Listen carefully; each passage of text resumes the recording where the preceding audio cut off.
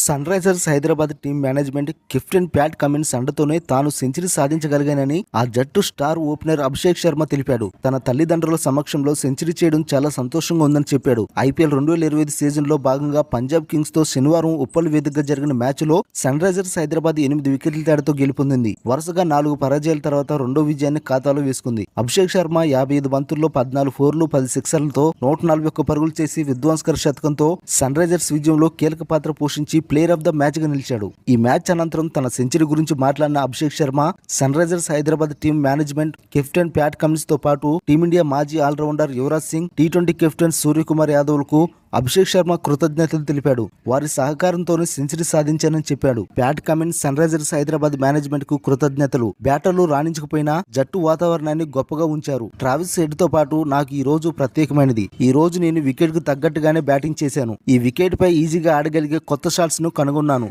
Wicket batting కు బాగా అనుకూలంగా ఉంది. నా తల్లిదండ్రుల సమక్షంలో సెంచరీ చేయడం సంతోషంగా ఉంది. వారి కోసం నేను చాలా రోజులుగా ఎదురు చూస్తున్నాను. నేను కాదు, మా తల్లిదండ్రుల కోసం సన్ రైజర్స్ టీం మొత్తం ఎదురు చూసింది. ఒక విధంగా వారి రాకతో సన్ రైజర్స్ కు లక్కు కలిసి వచ్చింది.